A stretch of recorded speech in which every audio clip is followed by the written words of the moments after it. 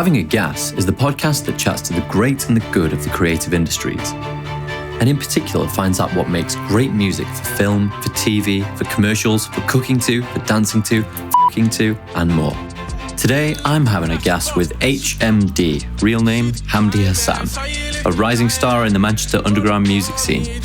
Born in Somalia and raised in Denmark, Hamdi put down roots in Manchester as a teenager. Producing music obsessively ever since, he's developed a unique style blending aggressive hip-hop production with his distinctively melodic voice. He's since become one of Manchester's best-kept secrets, drawing huge crowds when he performs. In 2019, HMD caught the attention of Black Butter Records, who signed him up for his debut single, Deen. How's lockdown treating you? All right, can't complain. Working out every day, reading, writing, creating. Nothing out of the ordinary, cooking. What are you listening to right now? What is occupying your playlist? Oh, mate, what am I listening to right now? Apart from a lot of myself, because I've got like a million references to write to. It's a lot of Spotify, Rap Caviar. If it's not that, then it's America Badu in the morning. If it's not that, then it's UK rap playlists on Spotify. And also Jay-Z's first album, Reasonable Doubt, which is a classic to me, so it's just a constant. Well, you can't stop spinning that album. Like, you could just have that on every day for the rest of your life. Every day. I think I've been doing that almost every day since we went into lockdown. But yeah, man, just a kind of a mix of just stuff that I'm into and also looking at what the Spotify playlists are kind of looking like and, trying to take a few gems from them. It sounds like you got your business head on there in a sense of you trying to see what's going on, what the scene is doing. Yeah, what you're taking from that? I'm just I'm listening to a lot of Lil Uzi Vert, and I'm just kind of taking the patterns and what things are working and what Spotify are looking for, and kind of just like seeing how I can take the things that that are working on those playlists in my own music. So yeah, my tastes have changed a little bit, but that's because I'm trying to make music that will do well in the charts and streams. Is there anything you've noticed trending this year? I think what's a lot. I think songs are getting shorter, and I also believe that it's about melody, but also how you incorporate melody and rap, and also how things look. Do you know what I mean? And how the energy curve of songs start out quite high, and they keep that energy up there. So those are the few things that I've kind of picked up on. That I'm using for my own stuff. Let's talk about a couple of Drake records. So if you listen to, I've forgotten now. What's the opening track on Nothing Was the Same called? It's called Tuscan Leather. There you go. So if you take Tuscan Leather and it creeps in, and then obviously it smacks with a kick drum and you get a high energy burst, but then you get a dropout and it floats a bit. You compare that with Nice for What? That comes in loud, keeps going, and doesn't stop. Doesn't stop at all. And it's meant to be a club tune, so it makes sense. But I'm also listening to how people are using their voices, how they're putting cadences together, what they're talking about, especially the Rap UK playlist. I'm listening to what they're talking about and see what I can borrow. But yeah, just keeping my eye on what's working, if that makes sense. What do you make of Lil Uzi Vert? I think he speaks to the kids of this generation, and on this side of the Atlantic and also the other side. I feel like his aesthetic, his choices of production, his melody choices are on par with the likes of kind of like Young Thug and Future. And I just gravitate towards it a lot because it appeals to the 13-year-old version of me that loves fast beats and really catchy melodies. Is that where you're going? Is that where you're positioning yourself? Yeah, that's the bread and butter, man. Yeah. That's the bread and butter. When I'm a bit older and less cooler, then we can take things a bit different way. But I'm very, very, very intentful when it comes to my music and my career at the moment. What are the records that repeatedly motivate and inspire you to develop and improve your production? You know, and these can be records that you go back to from back when, like Reasonable Doubt, or it can be what's going on right now. But what is it that gets you up in the morning and pushes you forward? I think Drake's catalog is a major like motivator. He's been able to make the right decisions for himself and also play the game. And I feel like that is always a motivator for me. I feel like Deen is a massive motivator because it's my highest stream song, and I want to be able to kind of surpass that and break that record. What else? Just I've got this innate desire to just be creative at all times. So even collaborations motivate me because it gets me out, it gets me in the studio. But if all else fails, I just like tinkering with sound. So it's just, I think with this lockdown, it's kind of brought me back to my basics. I actually like sitting down for hours on end making beats. Well, yeah, because you first identified as a producer, didn't you, before you were an artist in your own right? Yeah. And so whose production can you repeatedly go back to and keeps you aspirational? Because one for me is James Blake. I'm always surprised by what he's done and never can picture in my head what he's done to his waveforms and what plugins he's used to get his sound. James Blake is a genius, and I agree. Like, he's someone you can always like listen to and be like, how the hell did he do that? As far as production, man, it really ranges, because for me it's sound. So I could be listening to Joe K on Apple Music, where he does the selection radio, where you hear all these edits where people from all over the world have made these beats to these big hits or vocals that we all recognize. So like the mashups of those always intrigue me. Who else? Metro Boomin, M Honcho's producer. Who else? Skepta. Skepta's always someone who's actually always kind of like pushed me in a sense. I'll hear something he's done and made, and I'm like, okay, cool. I want to make something. Like the last tune with him, Young Ads and Chip, was definitely a big motivator as far as sound goes. So yeah, it's quite varied, man. I can hear a beat on Instagram and I want to make something similar. Do you know what I mean? Yeah. I feel like in order to give people context, first, one thing I want to know is which records, or maybe it's one record, which sounds kicked off the journey. So which one woke you up and you realized, music is what I'm living for now? We got to go all the way back to Denmark then when I was like 7 or 8. Michael Jackson, the Beatles, I think those Red Hot Chili Peppers.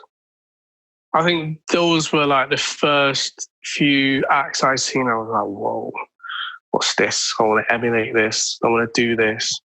Because I played in bands before actually making music on laptops. So my whole thing was, I just want to play music just like these guys, and I want to be on stage just like these guys. So yeah, I spent a whole year in front of a TV screen watching all these acts, and just, my eyes were just, my brain was literally changed from that day. I've been chasing that high ever since. Yeah, 100%. And with those three, those are obviously three landmark artists. They're not like small names. And I always, I think some artists, the ones with proper humility, are not ashamed to say, I aspire to the greatest of all time. Whereas, a lot of people like to pride themselves on saying, well, my biggest inspiration is an obscure record that no one's ever heard of. But Frank Ocean at the Grammys was like, my first album, I was listening to Stevie Wonder. And then for this next one, I'm listening to the Beach Boys and the Beatles. It's like, that's it. Mm-hmm. Yeah. I don't shy away from that. I think it's just a personal ethos. If you're going to do something, try and be the best. But sometimes when you say that out loud, some people want to kind of poke at that and bring it back down to earth. But the ones who we actually are trying to emulate have been through that journey already. So it's be great. We're only here for a short amount of time. Yeah, aim for the top. And if you get somewhere near the top, then, job done. But you mentioned Denmark just there. So should we go back to the start? Take us through where you were born and how you came to be here and everything in between. Yeah. So I was born in Somalia in the 90s. Civil War kicked off. My parents went to Denmark, claimed asylum. We grew up in this small little town called Silkeborg near Aarhus. Spent my formative years there. Got kicked out of school for bullying, and then went to a private art school because there was no other school that would take me on. Should we just clarify for listeners, that sounded a bit like you were kicked out of a school because you were bullying other people, but it's the other way around, isn't it? Yeah. No, I was getting bullied. And, they didn't want to do anything about it. So my mum took me out. I ended up at this art school where they taught English, drawing, like art, so all the arts, drama, acting, music, film, poetry, whatever you can name it. And I caught the bug after like a first lesson of like playing the drums, and just played in as many bands as I could. Just building up my musical bone, covering anything from the Beatles to Red Hot Chili Peppers to Blink-182 to anything that was kind of guitar driven with a steady beat. And yeah, it kind of just developed all my artistic kind of DNA in a sense, where I do a bit of acting, a bit of drama, a bit of film shooting back in those days when it was quite limited, but I brought all that over to the UK when I moved over here in 2001 to Manchester, and quickly realised that, bands, the culture was just different. Culture was completely different. So, people being in bands was, I wasn't in the right place and I wasn't around the right demographic. So why was that? I was growing up in Moss Side. So, Moss Side has had its reputation from back in the day. For being, it's a vibrant place, but it's had its history of dealing with crime and gangs and stuff like that. And I moved in to Moss Side towards the tail end of that. Yeah, I kind of developed my musical bone, came to Manchester. I got mugged for the first time, got introduced to gangs, drugs, the whole lot. And it's like, cool, no one here plays in bands. So how am I going to exercise my creative bone?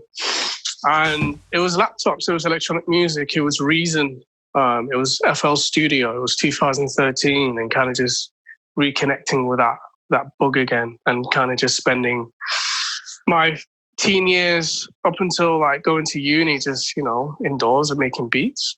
I feel like that brush with real life, me and Dixon were talking about this the other day, we were saying there's something about you where you are, I don't think we'd describe you as, like a 50 Cent. You're not like a big, gun-toting guy, because you have quite a spiritual presence, you've got quite a religious background and quite a fair voice. But there's always something about your character live and when you're making music that has a sense of aggression about it. And so, you can you know how to handle yourself in dark times. Is that because of what all these things that have happened to you? Yeah, definitely. I would accredit it to that, because I came from a very idyllic, green, very nice, very polite Danish people, even though some of them had pockets of racism in them. The majority of the people were actually quite nice. And not to say people in Manchester are not nice. I think they were probably the nicest people on this little island. But Moss Side in the late 90s, early 2000s, it was a deprived area, and it was dealing with a lot of stuff. So I happened to move in, be super naive, and get caught up in a wrong crowd. And you just learn. You just learn from your mistakes. You learn from your cuts and your bruises. You learn from, I'm very fortunate I didn't spend any time in prison, but I've definitely felt the strong arm of the law. But all that has just informed who I am today. Yeah. And was there a time when you were more involved in that stuff and thought, screw this, I'm just going to sit in the studio and make beats? Yeah, when I got to college, I made a very conscious decision because things were getting a lot more serious. People were getting hurt. Money was starting to flow into pockets, and when money gets involved, things can get go left very quick. And yeah, first year of college at Manchester, I decided I'm not part of this no more, because if I want to do this, and I'll do it properly, and then I'll either end up dead or in prison. So I'm going to put my focus on music instead. Is that where the idea came from for Good Youth, one of your big tunes? Good Youth was actually a few years after I had started full-time employment in education, mainstream education. This is my first time working in a professional environment, meeting people who don't share the same background as me, being exposed to new things, being exposed to new relationships. And Good Youth was actually a combination of just a lot of tension with a particular girl, and also a lot of tension with friends and family. And I had a bit of a breakdown in the park, and I came home and went to the studio and kind of just created the song and kind of just let my heart out. And it connected a lot of people. Like when I put it on the winter tape, I didn't anticipate it at all. But Good Youth's gone down as a classic now. It's fan favorite. Yeah, fan favorite. Children and Suits are big fans of it. I mean, when we play it now, people know. Especially in Manchester, people know it word for word. So it's just interesting how our most inner deep truths connect with people. Yeah, I've with what you were saying about being at college and trying to get out of the rougher side of life, I've always felt, as long as I've been aware of you, that there's a parallel between your story, the story that frames you as an artist, and the same one with Kendrick Lamar, a good kid in a mad city. Yeah. I mean, Kendrick is an amazing artist. I feel quite lazy whenever I hear his music, because I feel like I could do more. But there's similarities, there's similarities between man and his story. And he's taken his art to a whole new level, and has been able to, tell the stories that he's been through and help millions and millions of people around the world. I don't know. I don't want to go too much into analysing the rap scene, because I'm really, at the end of the day, no connoisseur. But it's not often you get someone who is actively announcing that he wants to be a positive influence like that. Yeah. I mean, it goes into the deeper kind of psyche of music and music industry nowadays, and what archetypes are perpetuated to sell music. And Kendrick is a fresher breath of air, in the sense that he's not afraid of helping people through his music, through his honesty. And I feel you can still do that and still be a platinum selling artist. You just got to figure out how to do it. Yeah. So you don't buy into the myth of the worse things are around you, the better you'll be as an artist and as a commercial presence. Yeah, I used to believe that. But I don't anymore. I feel like as long as you challenge yourself, as long as you're honest with yourself, as long as you allow yourself to go through new experiences, you'll be as potent as you started out. And I mean by that in the art that you create and share with the world. Because, in the past year, we've had so many deaths, not only here, but abroad as well, as far as like high profile artists. So I don't know. I just don't feel it's healthy. I definitely create with my demons, to say it so, but I don't create new demons. because it would affect my life, and I wouldn't want to do that just because I want to make my art potent. I feel like there's other ways to do that. I feel like there's been a lot of deaths, and I think one that caught your attention or resonated with you a fair bit was Pop Smoke. Mm-hmm. Yeah, because I think we were all looking forward to what was going to come out of that, because you were aware of drill before I was, but his sound was he became the as far as I can tell, the landmark artist of drill, and he was about to take it forward in the UK as well as abroad. Yeah, he was massive, and it's a shame that he passed away. We spent a lot of time listening to his music, but it's another tragic one where the life catches up to you, and it's R.I.P. Pop, but it's a shame. He could have been a massive star, but this just it kind of relates to my point that you don't need new demons in your life to take your music further. We just kind of need to look inside a bit more, as cliche as that sounds. But yeah, we were looking forward to just seeing how it blossoms. But his music will live on, and drill's going to be around for a lot longer, I think. Yeah, and one of the things with Pop that was that just set him apart from everyone else is another thing that it's another parallel with you. Pop's voice was unmistakable. Yeah. Mm-hmm. And but I'd say that's the same for you. And at some point, I'm guessing you weren't singing. When did that start? When did you start developing the voice as your instrument? So when you remember this as well, when I had my unit on National Road, my second studio, I got to a point where I was holding sessions with artists, but I just didn't feel like they were doing the beats any justice. So I started rapping over them. But rapping, because I've been listening to rap for so long, I hold it in high regard. So people like Nas, Jay-Z, the Wu-Tang Clan, these top lyricists, I just didn't feel I was meant for that. And I just hold it in high regard for me to do it in a second, to do it in a way that I feel like, I just didn't feel like I'd be a good rapper. And I felt like singing, which I've done in the past, just felt a lot more natural. But my beats were still much catered to raps. So I had to change my beats up a bit more and just find my voice. I didn't like my voice at start.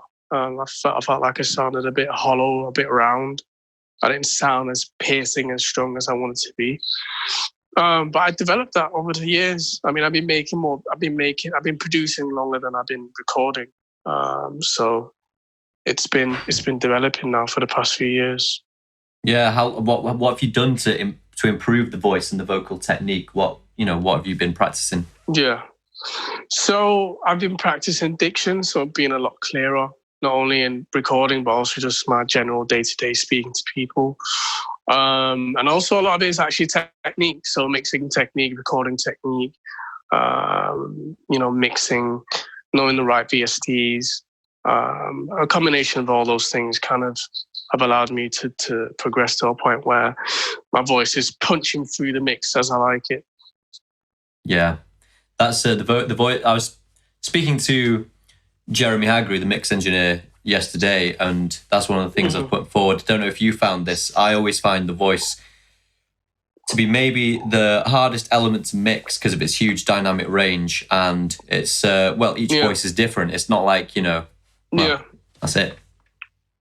Yeah, but each voice is very different. I mean,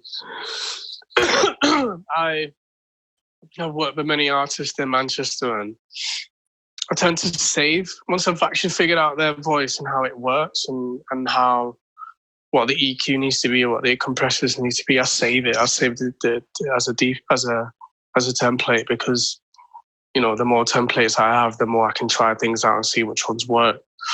And for me, I feel like I've kind of found what works for me vocal wise.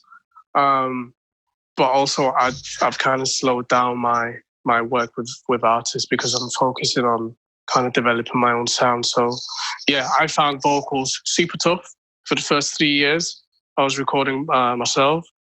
I'd find it quite small, not that punchy, my EQs were all off. I didn't really understand how the compression works.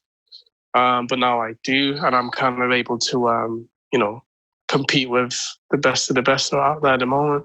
Yeah, I know there are some people that you've collaborated with a lot on the Manchester scene, whose voices. I imagine there's one, for example, Prima. My suspicion is because she's so well trained, her voice just sits right in the track without much work. Yeah, it could. It literally could just be like an EQ and a compressor and like, your reverb and delay. But I've got my ears come from the 90s pop era where, the vocals were just like the beat was there, but then you can imagine being in cinema and you've got this big dude just sat in the middle of everything and it's just this big vocal. And, with the help of like an extra like CLA vocal kind of, the CLA vocal VST and kind of like using a vocal rider and stuff, I've been able to make sure like the vocal's nice and big. And with Prima, she's just so talented. So it's, it's not that difficult. But when you have someone who's less experienced, not only do you have to kind of figure out, where they're going wrong as far as recording technique goes, but also, around diction, around cadence, around finding the gaps in the beat, finding where you sit, the key. So there's a lot of things to it, but someone like Prima, like, it's just so easy to work with. And she's one of many artists in the Manchester scene who you've collaborated with. And there was obviously a point where you've been producing a lot from college onwards, sitting in the studio doing a lot of beats, to a point where almost everyone I know on the Manchester scene wanted to do a collaboration with you and wanted you to produce one of their tracks. When did that start happening? When did they start paying attention to you? I think it was after Winter was out, 2016, and I shot my video and I was on Complex magazine. I did a premiere there and got a play on One Extra with DJ Target. I think people took notice of how well the EP was received and released. Shouts out to Tunde from BPM, who was working with me at the time. I think, without tooting my horn too much, I think I'm an artist. I was an artist in the sense that a lot of the people who were responding well to my music were artists from Manchester. And I think the main thing that people were saying was just how well it sounded. But I had a lot of help from T4K who helped me mix the tune, the EP. I think it was just fresh. I think not only myself, but a lot of people were coming out at the same time. So like someone like DDB was coming out at the same time. Sleazy, Abnormal Sleeps. There was so many people that were coming out at the same time. There was a good energy at the time. And, I was just fortunate enough for people to respond well to my music. Is there anyone on the scene at the moment producing stuff, making records you want to give a shout out to who you're particularly in admiration of? Yes, Lytech. Lytech is absolutely smashing it. And YJ, who's behind a lot of the stuff that Age does. Great guys, super talented. And, they understand what the market wants. And, they're doing it huge. These guys have got top 10 hit records under their belt. In terms of the broader industry, whose artist or which artist? I know we've mentioned Drake a few times, so I'm guessing he's going to come up again. Which artists are, whose success do you want to match? I've thought about that loads. I mean, it'd be a combination of Craig David, Skepta.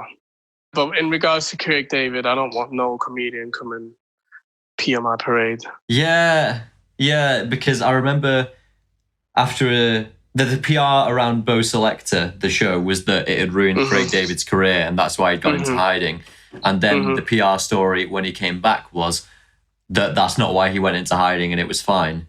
He just wanted to grow up a bit. But you can't shake the fact that your mind went straight to Bo Selector when you said Craig David.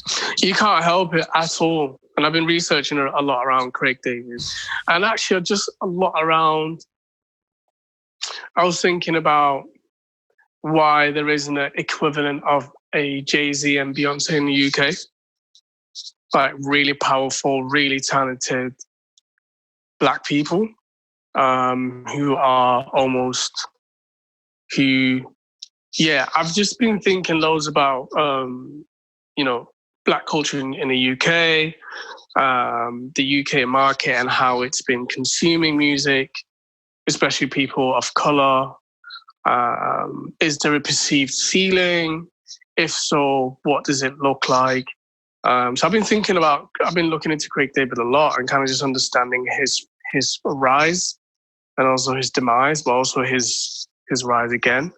The relationship between him and one of the guys from Artful Dodger and how that came to be. So yeah, I'm really interested in history and music history and how things have panned out. But I'd like, as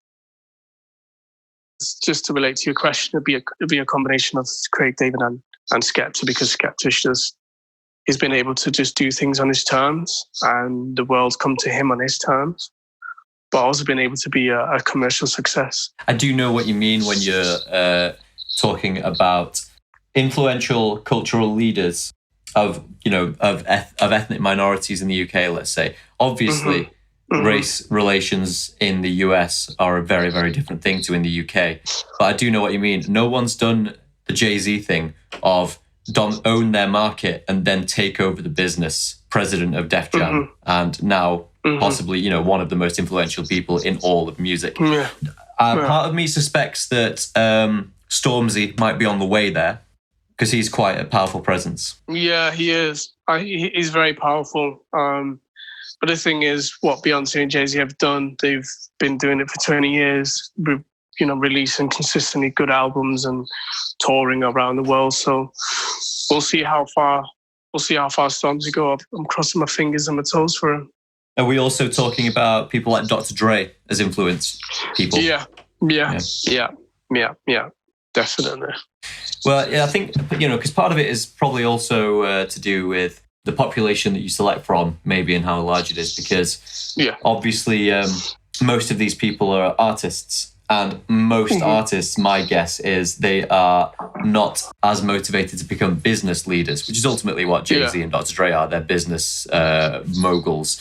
But yes, and I don't know how much that happens in the UK as such. I can't think of many examples, but I know what you mean. Now the idea is there.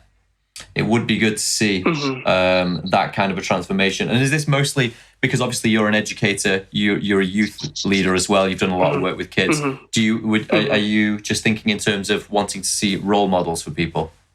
Yeah. I'd like to see. I mean, we're in the next 10 years, we're going to have a whole generation that's grown up on Instagram and Twitter and TikTok. So we're going to have a brand new demographic that are very different from any generation before it.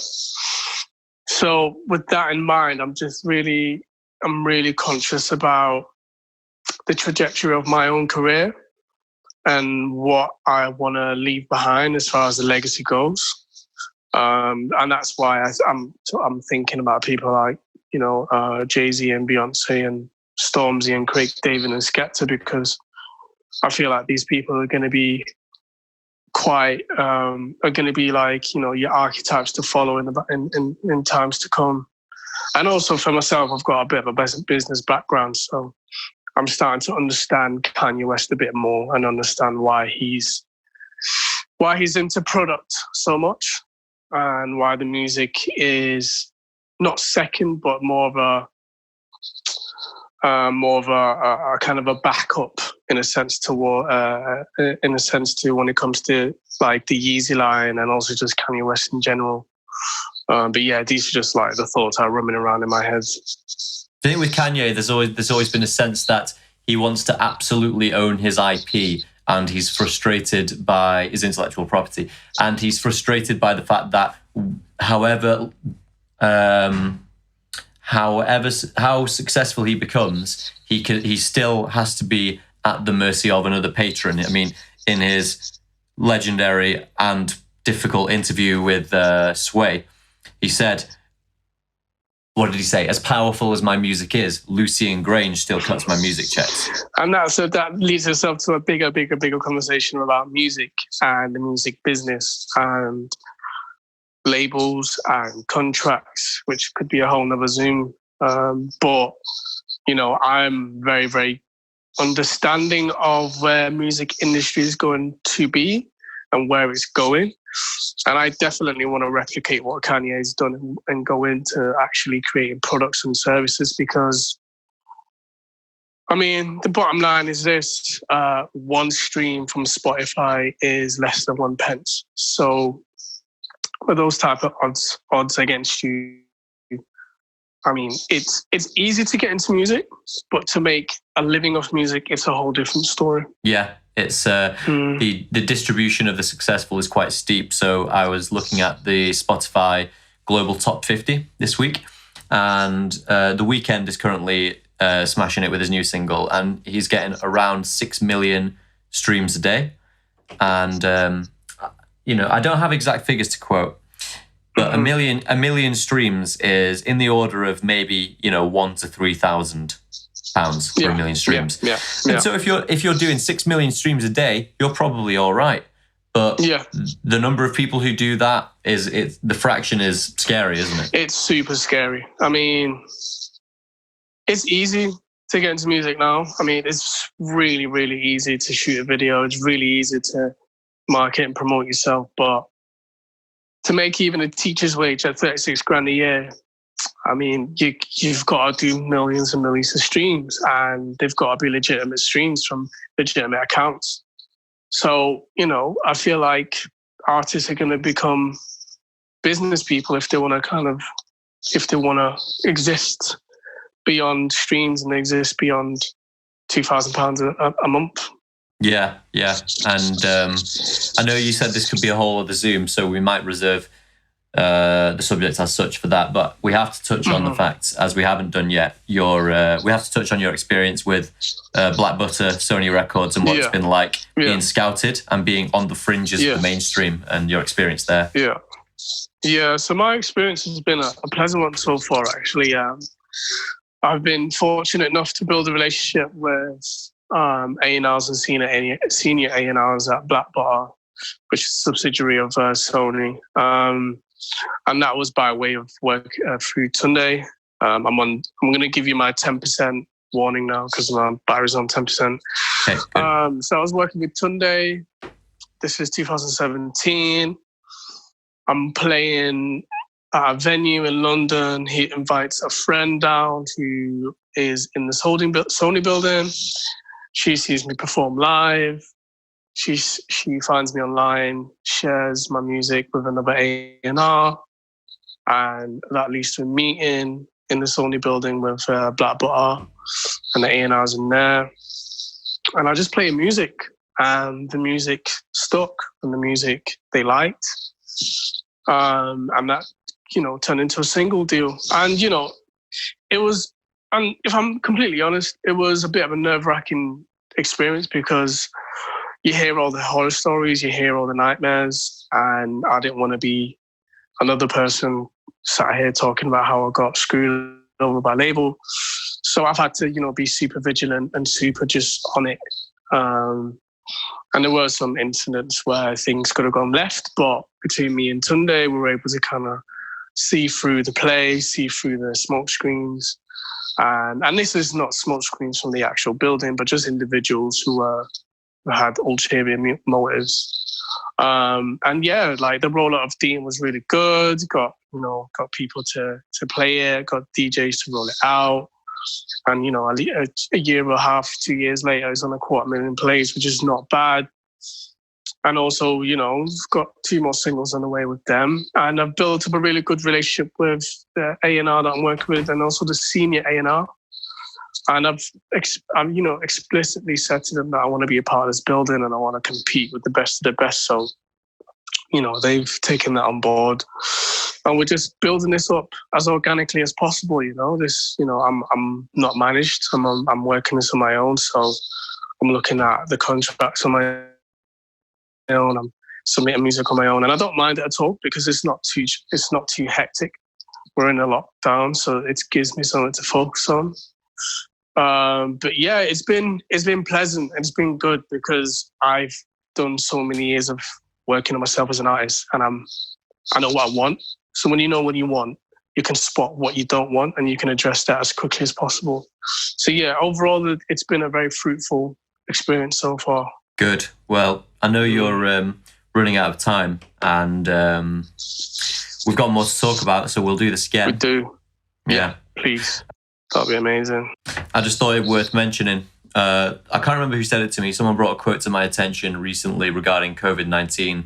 They said, one day you'll be